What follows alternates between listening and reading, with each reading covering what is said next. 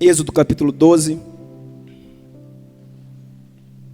verso 1 diz assim: Ora, o Senhor falou a Moisés e a Arão na terra do Egito, dizendo: Este mês será para vós o princípio dos meses. Este mês será para vós o princípio dos meses. Este vos será o primeiro dos meses do ano. Estamos em Êxodo capítulo 12, verso 1. Ora, o Senhor falou a Moisés e a Arão na terra do Egito, dizendo: Este mês será para vós o princípio dos meses. Este vos será o primeiro dos meses do ano. Ponto. O Senhor está começando, querido, um novo ciclo. Talvez você já esteja cansado de ler e já saiba muito sobre Êxodo 12. Mas eu quero falar de algumas coisas proféticas que estão embutidas aqui, que fazem todo sentido para a sua vida hoje. Nada que foi escrito na palavra, irmão, foi escrito apenas para conhecimento. Tudo na palavra nós temos que ver e entender pela revelação daquilo que Deus está fazendo. Amém? Entendendo que o conhecimento, a história, nos mostra aonde Deus esteve, nos mostra o que Deus fez, e a revelação nos mostra onde Deus está. A revelação nos mostra o que Deus está fazendo. Se você olhar na Bíblia e ter muito, por isso que tem gente que tem muito conhecimento, é uma enciclopédia, um dicionário ambulante, mas não tem revelação. Não adianta, irmão, está manco. Não vou jogar fora o conhecimento que essa pessoa tem, porque o conhecimento é muito importante. Porque a revelação vem também através do conhecimento. Se você não tem conhecimento, dificilmente você vai ter uma revelação completa. Então nós precisamos de conhecimento. Por quê? Porque o conhecimento nos mostra aonde Deus esteve. O conhecimento nos mostra o que Deus fez. Mas a revelação nos mostra onde Deus está. E o que Ele está fazendo. E o que Ele ainda fará. O conhecimento nos remete ao passado, a revelação nos revela o presente e o futuro. Amém? Então Êxodo capítulo 12 está indicando sobre a Páscoa. Está apontando sobre um cordeiro que é Jesus. E a Bíblia diz assim, ó: Este mês, verso 2, este mês será para vós o princípio dos meses. E este vos será o primeiro dos meses do ano. Que mês que está aqui, que a Bíblia está narrando?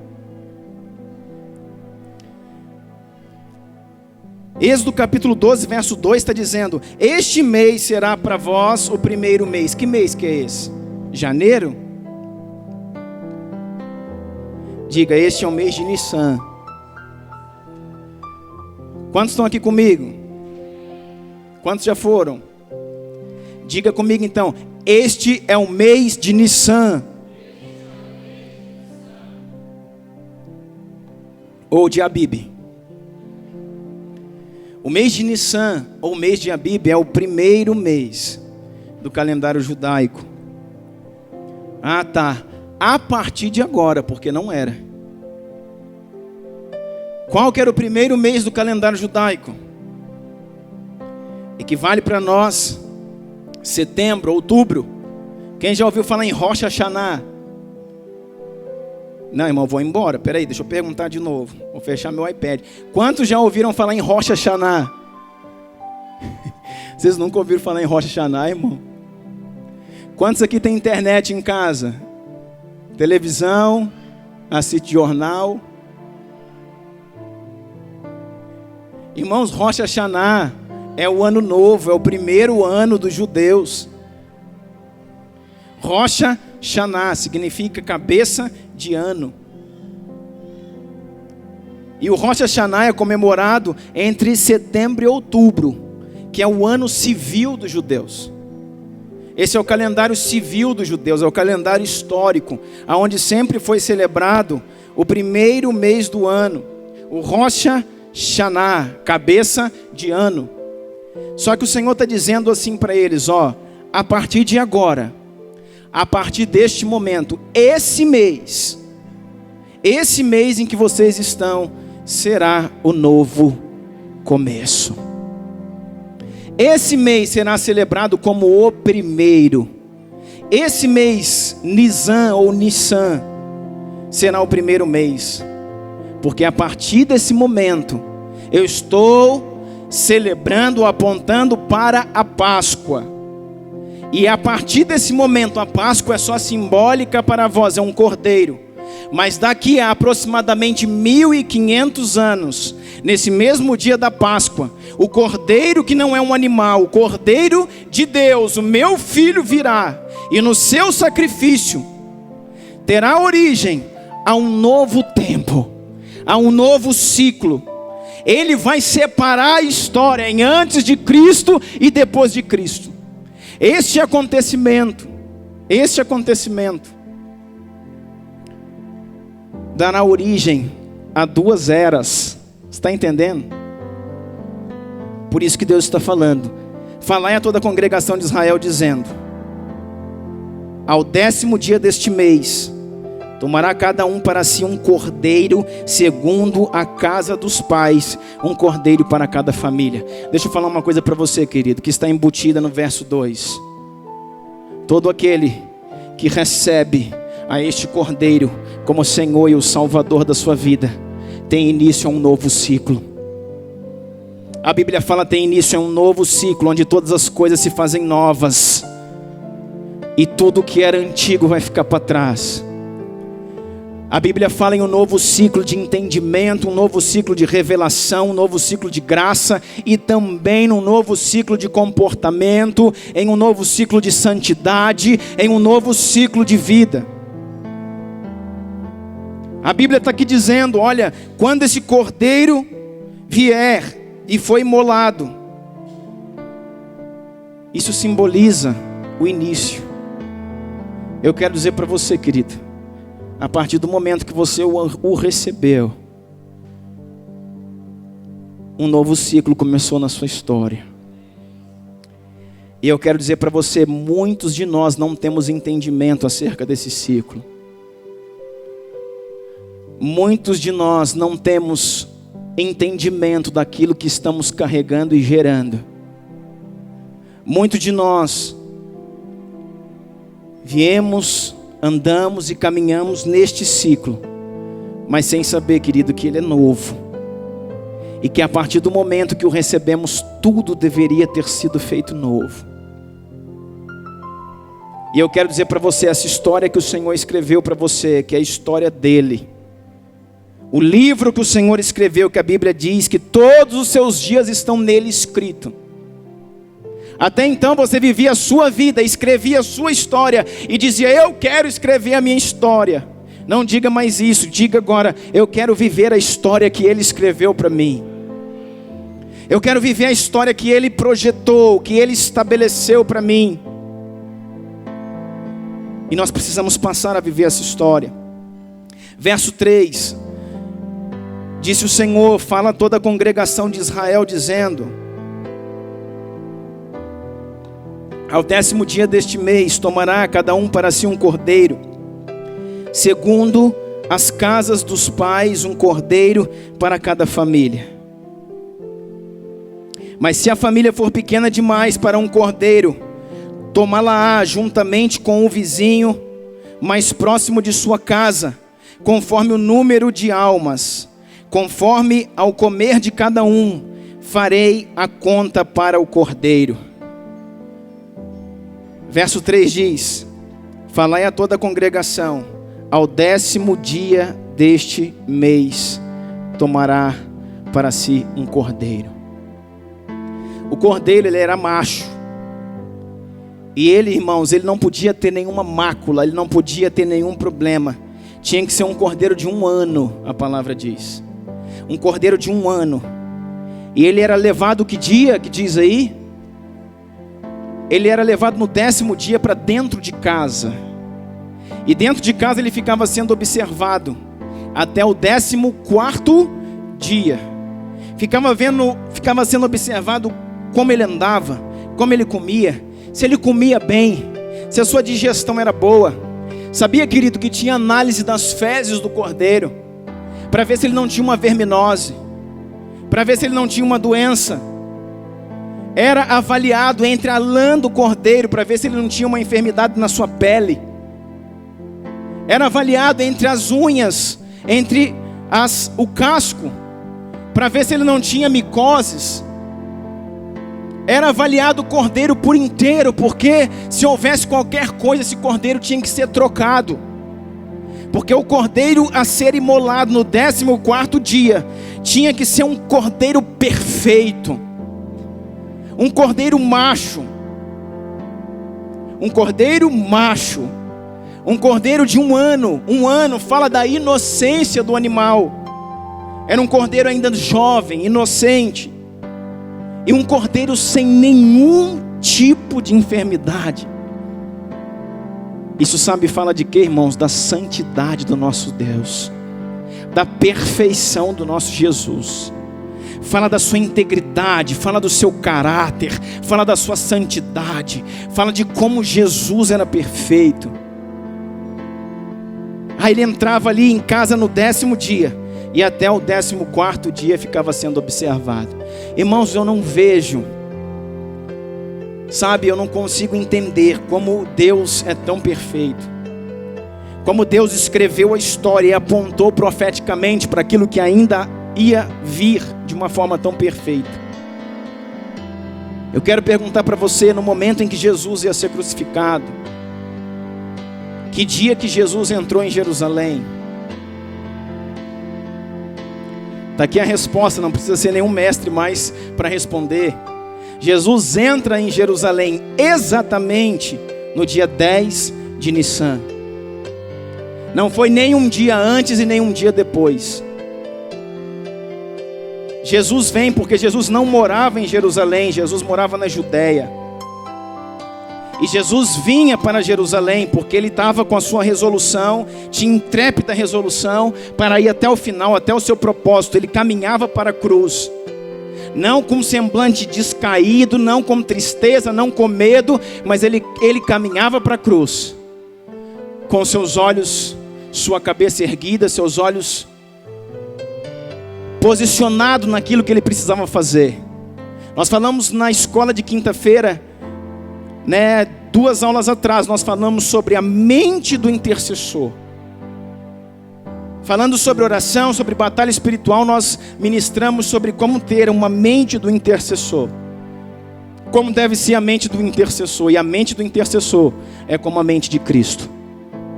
E nós ministramos sobre isso, que caminha para o seu propósito, irmãos.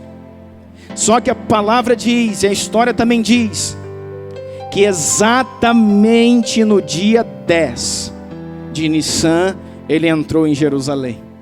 Porque era nesse dia, irmãos, que o cordeiro tinha que ir para casa. Você está entendendo? E a palavra vai dizer, querido, que ele ficou do dia 10 até o dia 14º sendo testado. Ele ficou do dia 10 até o dia 14º, sendo acompanhado pela multidão, sendo interrogado pelos seus discípulos, sendo interrogado pelos fariseus, sendo interrogado pelos saduceus, sendo interrogado por Pilatos, sendo interrogado por Herodes. Ele estava sendo analisado para ver se nesse cordeiro não existia coisa alguma, para ver se nesse cordeiro não existia nada que o desabonasse. Ah, Deus. Continuando, diz assim: 4, se a família for pequena demais para um cordeiro, toma lá juntamente com o vizinho mais próximo de sua casa, conforme o número de almas, conforme ao comer de cada um, farei conta de um cordeiro. Sabe o que está dizendo aqui? No verso 4, que esse cordeiro no 14º dia ele ia ser imolado, sacrificado. ele era degolado. E sabe o que diz aqui? Que toda a carne desse cordeiro tinha que ser consumida. E a Bíblia diz assim: se a sua família for pequena para o cordeiro, chame os vizinhos, chame a família da esquerda, chame a da direita, chame os irmãos da esquina, os necessitados. Chame aquele que tem uma família maior que a sua, mas que tem condição para adquirir apenas um cordeiro. Sabe o que essa palavra está dizendo profeticamente para nós? Que o cordeiro que o Senhor nos dá será suficiente, que a provisão que o Senhor nos dá será suficiente para sustentarmos as nossas casas e abençoarmos o nosso próximo. Não está dizendo aqui em nenhum momento que o cordeiro ia faltar.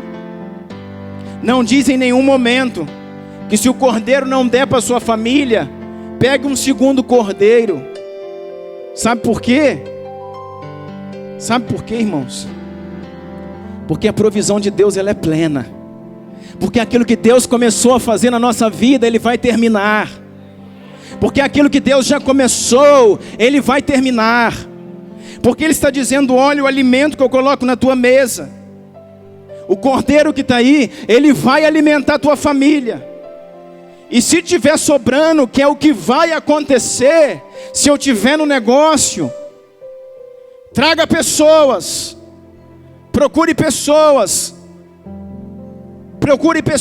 famintas, sedentas para serem alimentadas. Deus é a nossa provisão. Ele é Jeová Jireh, o Deus da provisão. Ele vai sustentar, suprir a tua casa, e vai dar para você, vai dar para os seus filhos, vai dar para a sua família, e vai sobrar para você abençoar os outros. Vai sobrar para você abençoar o próximo. Aleluia. Você pode crer nisso? Irmãos, eu quero te dizer, querido, que muitas vezes nós temos uma mente atrofiada e deixamos de acreditar que Deus é o Deus que faz todas as coisas. O problema não é ter as coisas, o problema é ter a motivação errada. Nunca podemos servir a Deus por aquilo que Ele pode nos dar. Essa é a motivação totalmente errada. Servimos a Deus pelo que Ele é. Amamos ao Senhor por aquilo que Ele já fez. Mas aqueles que estiverem servindo a Deus na motivação correta e obedecendo a sua palavra, ei, pode ficar tranquilo. Você vai ter o que você precisa. E você vai ter mais do que o que você precisa.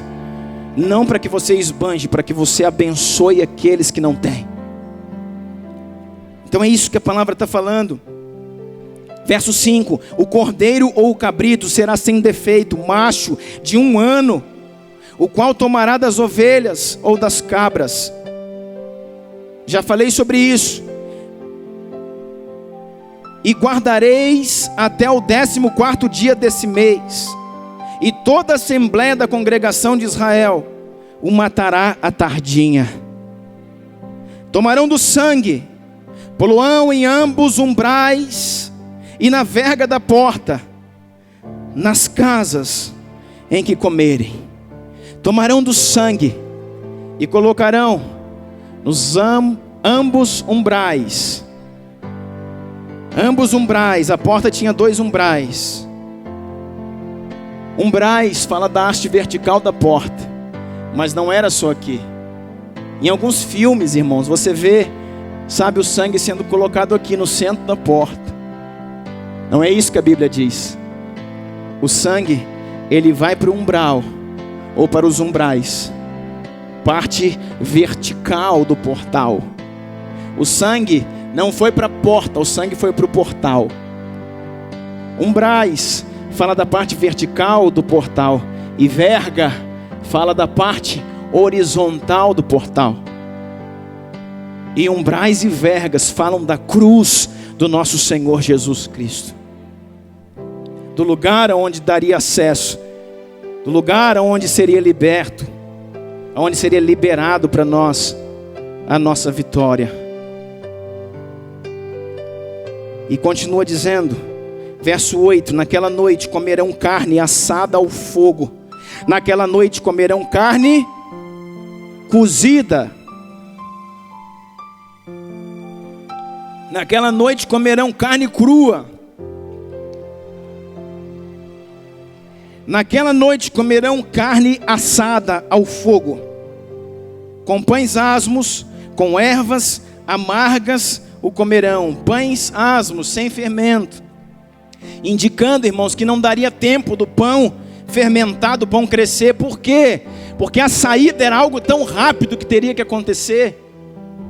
O Senhor fala assim para eles no final: olha, esperem por isso prontos. Ei, igreja, esperem pronta.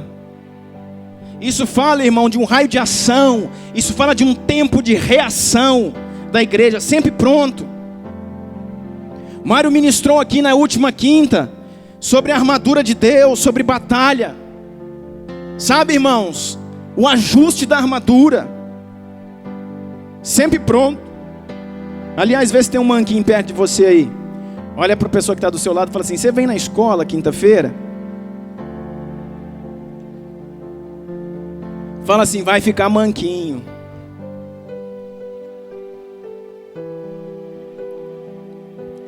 Fala para ele: ó querido, quem não vem na escola anda só com uma perna.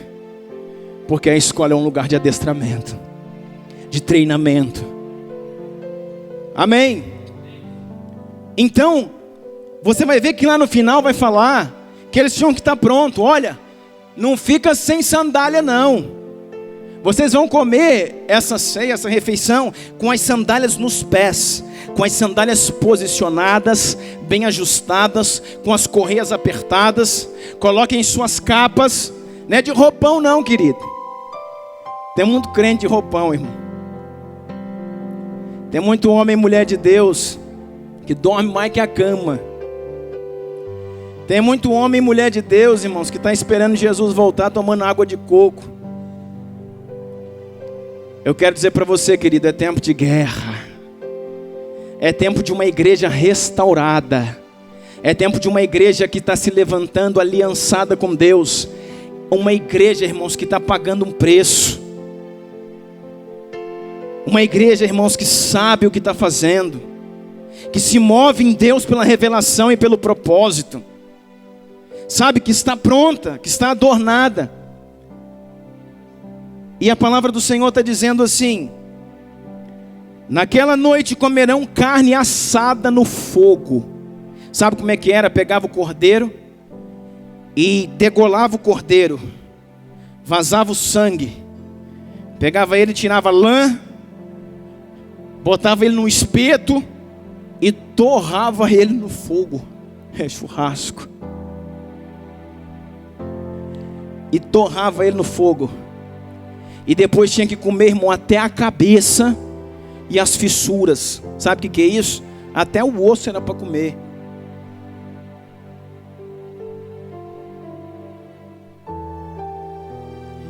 Estranho, né? Não é estranho não, irmão. Diga assim: desafio.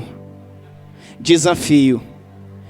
Esse Deus, diga assim: o meu Deus é um Deus de desafios. Antes de eu falar isso para você aqui, eu ia falar assim: Deus está levantando uma igreja que está roendo o osso, irmão. Aí eu falei: não, isso é muito feio, esse negócio de roer o osso. Pronto, está aqui, ó.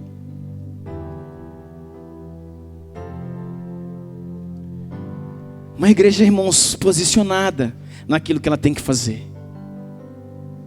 E o que é isso? Por que não podia ser cozido? Por que não podia pegar uma panela bem grande, igual era o sacrifício lá no tabernáculo? Botava o animal dentro, fica cozinhando ele até derreter a gordura. Por que não podia ser cozido? Diga assim: fogo fala de juízo. Fogo fala de juízo de Deus. E esse cordeiro estava sob juízo. Esse cordeiro estava sob o juízo de Deus, porque ele estava, irmãos, num processo chamado de justificação. Num processo que ele estava recebendo um juízo que não era dele. Um processo pelo qual aquele que não tem culpa se torna culpado, para aquele que é culpado se torna inocente. E isso é feito pelo fogo. Isso é feito pela ação do fogo.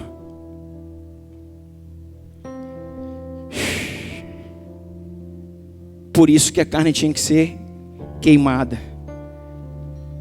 Tinha que ser no fogo. Diz assim: não comereis dele cru, nem cozido em água, mas sim assado no fogo, a sua cabeça, as suas pernas e com suas fissuras.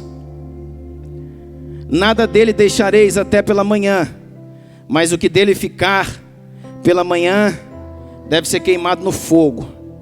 Assim, pois, comereis os vossos olha lá a urgência do negócio, verso 11. Assim, pois, então comereis os vossos lombos cingidos.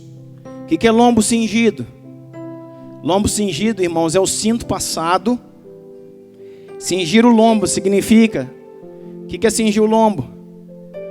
Cingir o lombo significa passar o cinto, ajustar o cinto e prender a capa no cinto. Isso é cingir o lombo. Para quê? Porque se você tem uma capa, uma túnica, um vestido longo, se você precisar correr, como é que você corre? Vai tropeçar, irmão. Mas se você tem uma túnica e você levanta a túnica e prende no cinto, cingiu o lombo, você vai estar pronto para correr quando tiver que correr. Esse é o tempo, irmão, de uma igreja que entende o que está fazendo. E essa igreja está com os vossos lombos cingidos, com os vossos sapatos nos pés, com o vosso cajado na mão.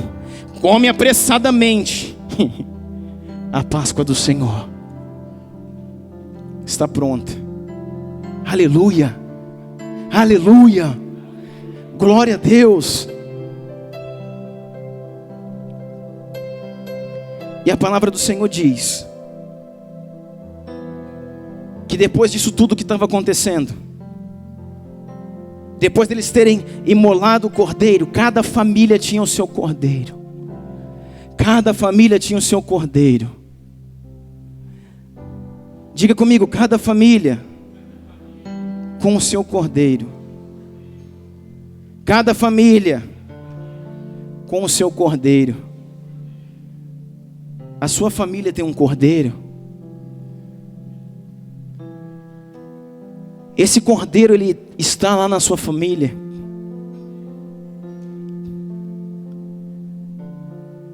Eu quero dizer, querido, escuta o que eu vou falar para você, que aqui era um tempo em que o povo estava cativo. Aqui era um tempo em que a igreja do Senhor estava presa na mão do seu adversário. Aqui era um tempo em que Israel estava sendo oprimido na mão de Faraó, que é a figura de Satanás. E talvez eu não conheço você tão profundo como Deus conhece. Talvez você esteja num tempo como esse. Talvez seja a primeira vez que você vem nessa igreja.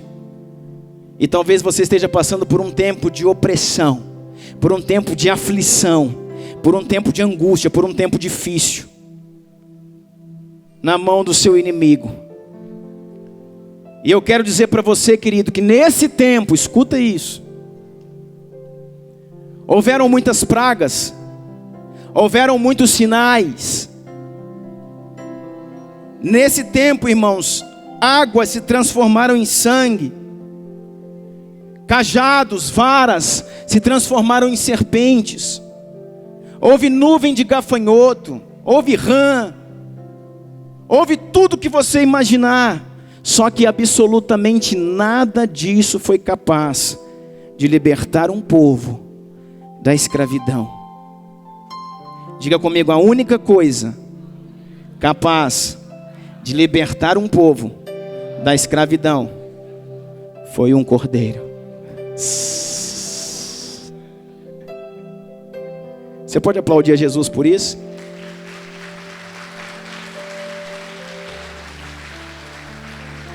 Glória a Jesus. Nada, absolutamente nada foi capaz nada foi capaz de libertar um povo da mão dos seus inimigos, a não ser o sangue de um cordeiro. A não ser o sangue de um cordeiro. E muitas vezes, querida, a igreja hoje está apanhando daqui, está apanhando de lá, está apanhando da crise, está apanhando no cartão vermelho, está apanhando na dificuldade, está apanhando no cheque especial, está apanhando na dívida, está apanhando com o filho na droga, está apanhando com o marido que quer ir embora de casa, está apanhando com tanta coisa. Sabe por quê? É falta, irmãos, disso aqui, ó. É falta, irmãos, de ungir os umbrais com o sangue do cordeiro. E não é de você chegar na sua casa hoje e começar a derramar óleo na sua porta, não. Esses umbrais falam do seu coração, dos umbrais do seu coração, dos umbrais do seu espírito, que devem estar banhados com o sangue de Jesus, que deve estar cheio, que deve estar imerso no sangue. Deixa eu te falar uma coisa que Deus está falando aqui agora. Quando passava o sangue aqui, ó, quando passava o sangue aqui, era do lado de dentro ou do lado de fora? Era do lado de fora. Quem estava dentro, entrou dentro de casa e fechou a porta, não via o sangue, mas quem estava lá fora estava vendo. Você está entendendo? Sabe o que é isso?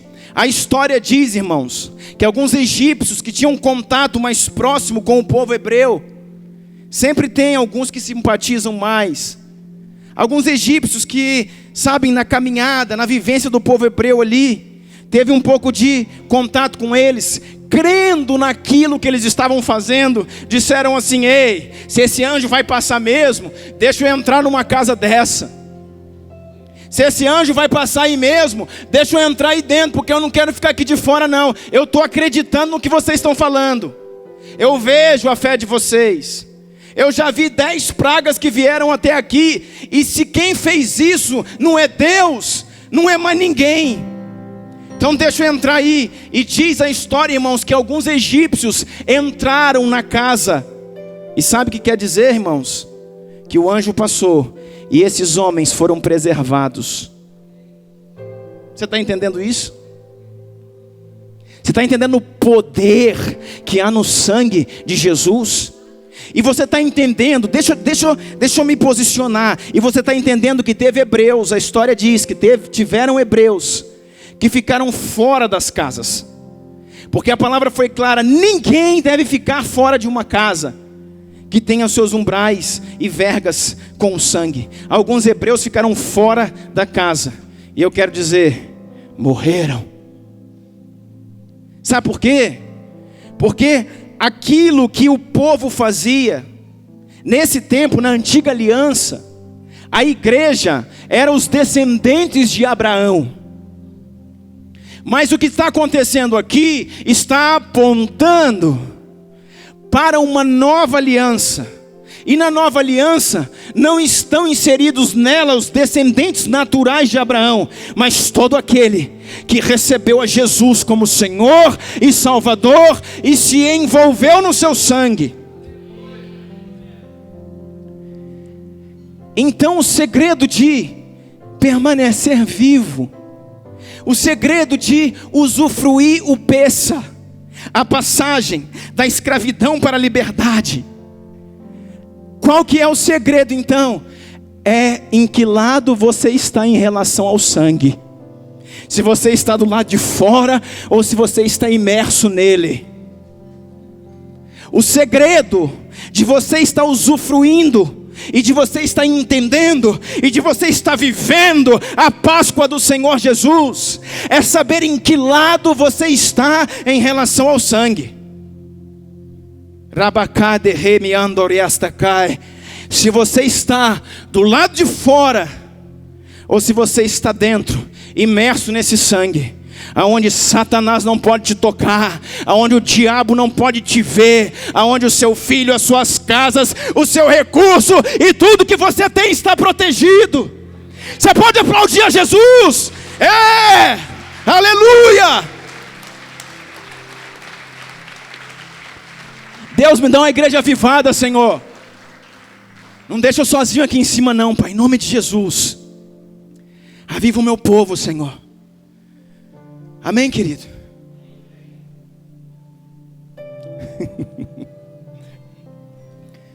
Eu não estou bravo não, viu, irmãos? Eu sou assim mesmo.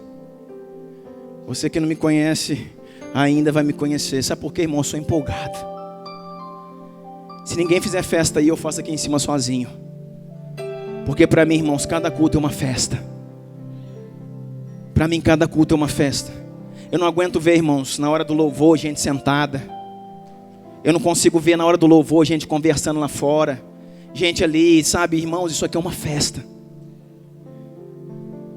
Sabe, eu acelero o meu espírito desde o primeiro minuto que eu acordo no domingo para fazer o que eu tenho que fazer aqui. Eu acelero o meu espírito, eu entro em consagração. Eu não vou na casa de ninguém, eu não atendo telefone, eu não assisto filme, irmãos. Eu não converso nem com a minha esposa direito no domingo, irmão. Eu acordo, tomo café, entro num quarto, meio-dia e só saio na hora de vir para cá. Porque isso aqui para mim é muito importante. E se ninguém fizer festa comigo, eu faço sozinho. Nós temos que entender isso, querido. Que hoje é Páscoa, é dia de festa. Festa porque alguém, irmãos, nesse mesmo dia sofreu absurdamente. Porque alguém nesse mesmo dia sofreu horrivelmente. Para que hoje eu estivesse aqui dizendo: Deus, que coisa boa te servir, Deus. Obrigado, Jesus. E não pensando na minha dificuldade, na minha crise, no que eu tenho que fazer amanhã, no que eu vou pagar. Esqueça isso, irmãos. Seja imerso no sangue de Jesus. Fala: Deus, me esconda no teu sangue, Jesus. No lugar onde a tristeza não me ache. No lugar onde a decepção não me encontre. No lugar, irmãos, onde os aplausos não me embriaguem. No lugar onde os holofotes para mim não tenham importância. No lugar, irmãos, onde a preguiça, o desânimo não me alcance. No lugar onde Satanás ficou cego. Nós estamos falando de Páscoa. Páscoa é passagem. E para usufruir Pessa ou Páscoa, você precisa se definir de que lado você está em relação ao sangue. Meu Deus.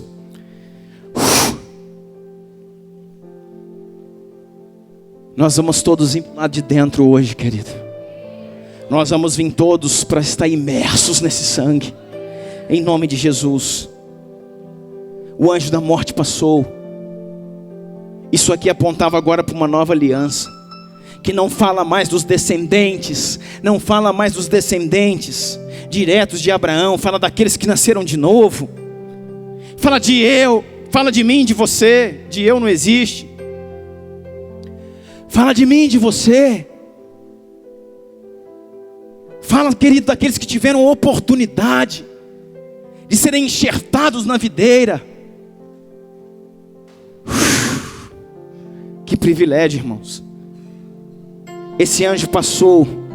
Quem tinha que viver, viveu. Quem tinha que morrer, morreu. Sabe o que está acontecendo agora? Aproximadamente 1500 anos depois. Aproximadamente 1500 anos depois. Jesus está vindo da Judeia, da onde ele morava, para Jerusalém. E esse cordeiro, no 10º dia de Nissan, ele entra em Jerusalém. Que profético, irmão, que profético. Sabe quando Deus libera uma palavra para mim? Sabe quando Deus libera uma palavra para mim que eu agarro? Não sei você, mas eu agarro. Sabe quando Deus libera uma palavra para você? Irmãos, é o mesmo Deus que liberava isso aqui, ó. O cordeiro vai ser assim.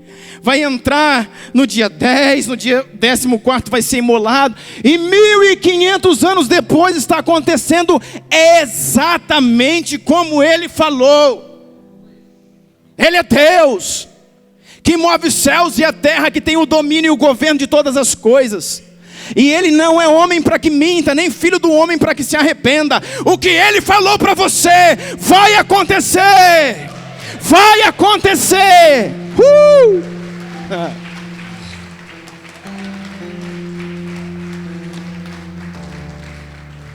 Vai acontecer. E é quando eu vejo profecias como essa, que eu fico falando: Deus, aquilo que eu recebi há 5, há 10, há 15 anos atrás não cumpriu ainda, mas vai cumprir, Deus, vai cumprir. Porque quando eu vejo uma coisa dessa, isso aqui me desafia a crer.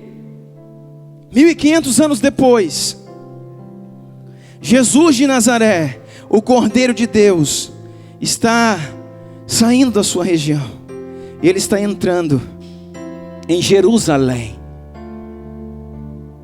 No 10º dia de Nissan. E Ele fica ali, querido, sendo testado. Ele fica ali sendo, como eu já falei para você, sendo inquirido pelos saduceus, pelos fariseus, por Pilatos, por Herodes, pelos seus próprios discípulos. É uma prova de fogo, irmão. Ficam vendo se ele ia pecar, se ele não ia pecar, se ele ia murmurar, se ele ia mentir, se ele ia escorregar. 4 dias, uma sabatina, uma prova de fogo. Mas Ele é um cordeiro macho, sem defeito. Está pronto. No 14º dia de Nissan, irmãos, no 14º dia de Nissan, cada cordeiro já está dentro das suas casas. Existiam aproximadamente, nesta época, 2 milhões de pessoas em Jerusalém. Existiam 2 milhões de pessoas em Jerusalém. E cada casa agora, cada família separa o seu cordeiro. É a Páscoa, é o Pêssar. O Senhor lá atrás, há 1500 anos, deu uma ordem dizendo: vocês celebrarão todos os anos a Páscoa. E isso será um mandamento perpétuo para as gerações. E quando alguém perguntar que cordeiro é esse que a gente coma, diga que comam forte. O Senhor vos libertou das mãos de Faraó e da terra do Egito. O Senhor nos ordenou ensinar isso aos nossos filhos. Ah, como eu queria, irmãos, que crianças de 5 anos, de 6 anos, pudessem vir aqui em cima como um dia como esse e explicar para nós o que é Páscoa. Como eu queria, irmãos. E como eu estou preparando meu filho para isso. Ele não sabe nem falar direito ainda. Mas daqui a 2 anos, a 3 anos, crianças de 7, de 6, subirem aqui, eu vou falar para vocês o que é Páscoa. Páscoa não é coelho, Páscoa não é chocolate. Páscoa é libertação que vem dos céus.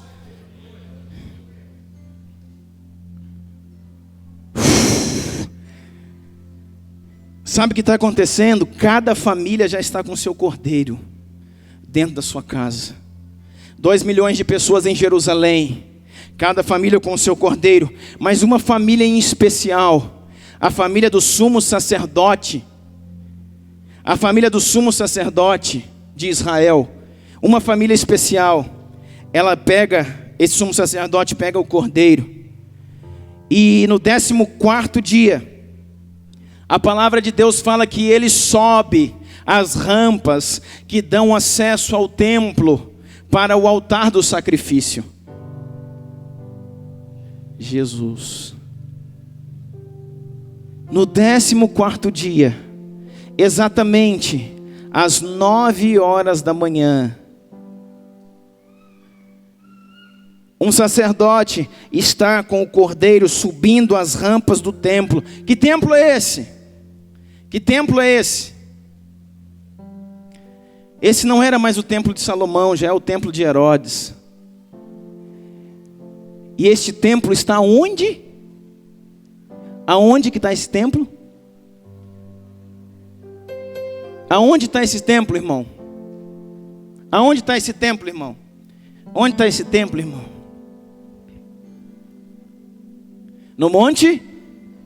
No monte? No monte? Moriá.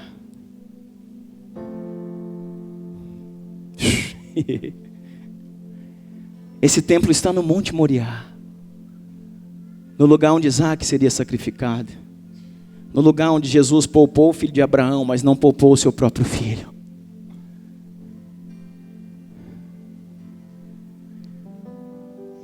Nesse monte, irmãos, Moriá, lá existia o templo, que não era mais o templo que Salomão construiu, era o templo que Herodes havia feito. Mas lá era o lugar de sacrifício, o grande Hamikdash. Nesse lugar, às 9 horas da manhã, um sacerdote, diferente de todas as famílias que imolariam o seu cordeiro em casa, esse sacerdote pega um cordeiro e ele sobe as rampas do templo em direção ao altar de sacrifício. E exatamente às 9 horas da manhã, ele amarra em 2 batentes que tinha de madeira, ele amarra o cordeiro no lugar do sacrifício. Ele amarra o cordeiro no lugar de sacrifício. Ele fixa o cordeiro no lugar de sacrifício, no lugar onde seria depois sacrificado e aonde seria acesa a tocha, o fogo, para que ele fosse queimado. E exatamente no 14º dia de Nissan, e exatamente, nenhuma hora antes, nenhuma hora depois, exatamente às 9 horas da manhã, um outro cordeiro está subindo uma rampa. Um outro cordeiro está subindo uma rampa que dá acesso ao seu altar de sacrifício. Essa rampa, irmãos, é a rampa do Gólgota. Essa rampa é a rampa do Monte Caveira ou Calvário. Um monte fora da cidade, aonde o outro cordeiro está subindo a rampa, e exatamente às 9 horas da manhã está sendo crucificado.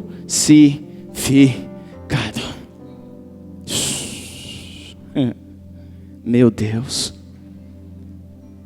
9 horas da manhã, 9 horas lá, 9 horas aqui. Depois você confirma, Marcos 15, 25 fala, eram 9 horas da manhã quando o crucificaram.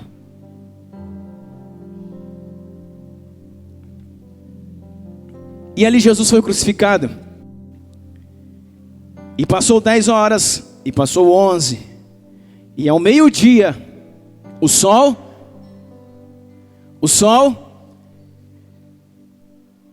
se escureceu. Irmãos, olha para cá. Ao meio-dia o sol se apagou. Ao meio-dia, algumas pessoas defendem que o sol se apagou quando Jesus morreu. Não é. Ao meio-dia, a hora sexta, o sol se apagou. O sol se apagou por quê, irmãos? Diga assim, porque o sol da justiça, o sol da justiça estava se apagando. Porque aquele que ilumina o sol, irmãos, estava se apagando. Não, pastor, o sol tem luz própria. Não, irmão. A Bíblia fala em Gênesis que primeiro Deus criou a luz, e essa luz é Jesus. E depois que Deus criou o sol, para que ele dividisse noite e dia. Então quem ilumina o dia não é o sol, é Jesus. Jesus ilumina a terra, Jesus ilumina o sol, Jesus sustenta todas as coisas, porque dele, por ele e para ele são todas as coisas. Aleluia! Glória a Jesus. Você consegue entender isso? Que a Bíblia diz, haja luz e houve luz. Essa luz é Jesus. A Bíblia diz que o verbo foi liberado. Jesus é a luz e trouxe claridade. Mas depois o sol foi criado para quê? Para definir noite e dia. Mas agora aquele que também ilumina o sol, ele está se apagando, suas forças físicas, porque ele era homem, está se esvaindo. E ao meio-dia, já crucificado 3 horas. Por que 3 horas, pastor? 3, irmãos, é o número profético que indicaria os 3 dias no qual ele depois ressuscitaria. Sua morte duraria 3 dias, para que depois ele viesse a ter vida novamente. E a Bíblia fala que foi exatamente ao meio-dia. E depois de meio-dia novamente, 3 horas depois, do meio-dia, o sol vai voltar a brilhar. Meu Deus. Quanto tempo o sol ficou parado? 10 minutos? Quanto tempo a terra ficou em trevas? 1 hora? 1 minuto?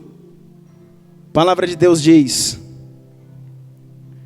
Mateus 27:45, então, profundas trevas caíram por sobre toda a terra, e do meio-dia às 3 horas da tarde daquele dia. 3 horas de trevas.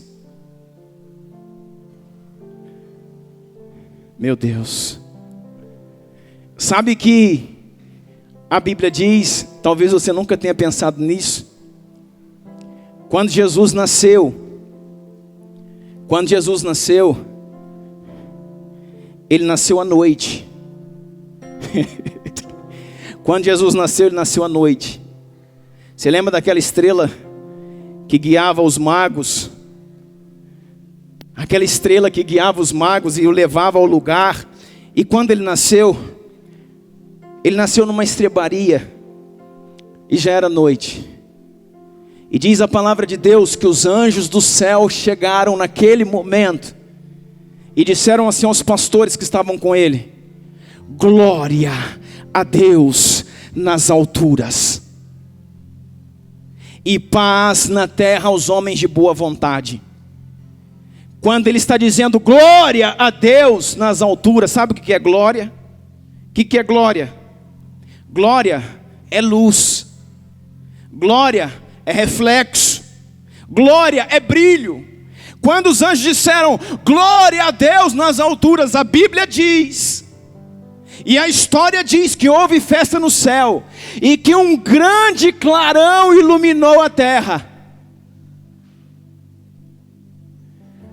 Quando Jesus nasceu, as trevas da meia-noite se tornaram como meio-dia. Mas quando ele estava morrendo, a luz do meio-dia se tornou como as trevas da meia-noite.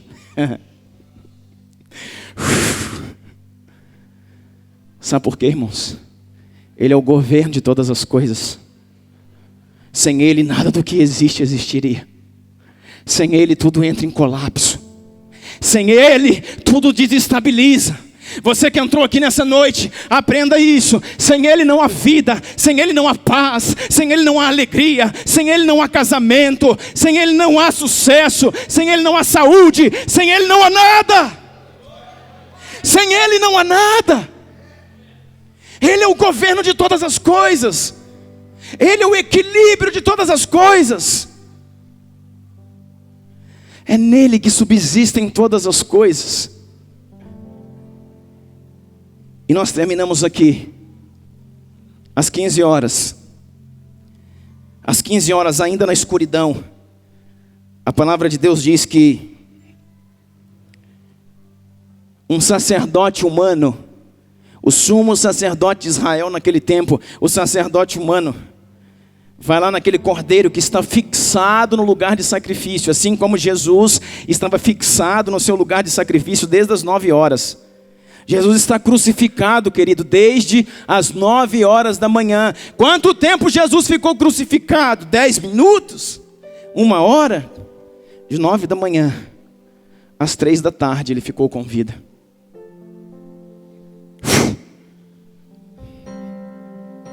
Deixa eu falar uma coisa para você. Aquele cordeiro que estava fixado no seu lugar desde as 9 da manhã às 3 horas da tarde, sobe um sacerdote humano, o sumo sacerdote de Israel, pega aquele cordeiro e diante das pessoas, no grande templo, pega um punhal e imola o cordeiro. Ele vai cortar-lhe o pescoço, derramar o seu sangue. E quando aquele cordeiro morre, um sumo sacerdote humano pega aquele animal, pega aquele sangue do sacrifício, e antes de queimá-lo, diz ao povo: está consumado. Está consumado. E o povo celebrava. celebrava o quê? O Pêssah, a Páscoa. Nesse mesmo tempo, exatamente às 15 horas, ou às 3 horas da tarde, nem uma hora antes, nem uma hora depois, exatamente às 15 horas, um sacerdote eterno, um sacerdote eterno,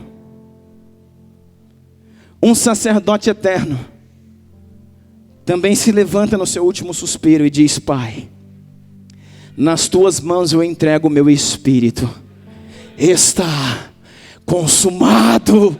Aleluia! Aleluia, aleluia, aleluia, aleluia! Está consumado, está pronto. Ele não estava dizendo: está consumado minha força. Está consumado, querido, quer dizer, terminou.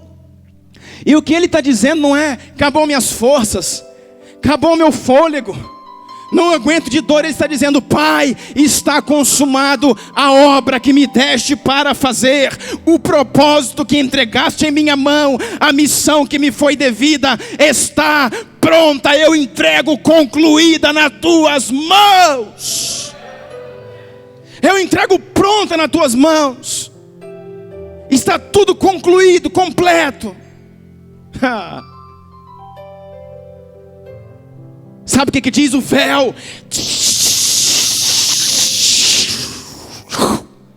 O véu abriu, irmão, se rasgou. O véu do templo, querido, não é um mosquiteiro.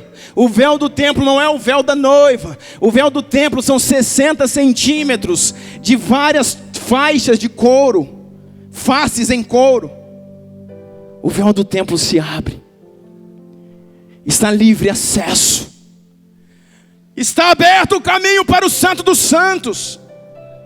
Ninguém podia entrar num lugar onde só o sumo sacerdote, um único homem, uma única vez no ano podia entrar. Mas agora Jesus abriu e Ele deu início a um novo e vivo caminho. Quer saber mais? Quando Ele abre, não é para que todos vejam a Arca da Aliança, que nunca ninguém via, porque só um homem via. Quando Ele abre, Jesus está expondo que o Santo dos Santos está vazio, que a Arca da Aliança não está lá dentro, que ela, quando foram cativo o povo de Israel pelos babilônios, ela desapareceu.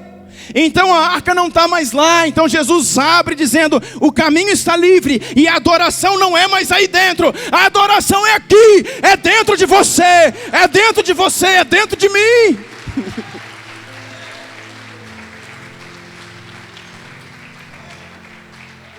Jesus está dizendo: olha, eu estou indo para o Pai, e é o terceiro dia, eu vou mandar. Jesus está dizendo: eu vou, e vou enviar o Espírito Santo. Ele vai estar dentro de você, e esse vai ser o seu verdadeiro culto. Ouvi-lo, amá-lo, respeitá-lo e obedecê-lo será o seu culto. O caminho está aberto, eu abri o Santo dos Santos. E você pode ver agora que a Arca da Aliança, pelo qual invocava o meu nome desde a antiga aliança, ela não existe mais ali. Aquele não é o lugar de culto. O lugar de culto agora é dentro de você. Você é o Santo dos Santos, que a minha presença, a arca, vai habitar. Aquela arca só representava o Espírito Santo, que não existia. Só representava o Espírito Santo, que já existia, mas estava no céu. Agora Ele está dizendo: esse templo, o Santo dos Santos, é você. E a minha presença, que era a arca que sumiu, é o meu Espírito que virá para dentro de você.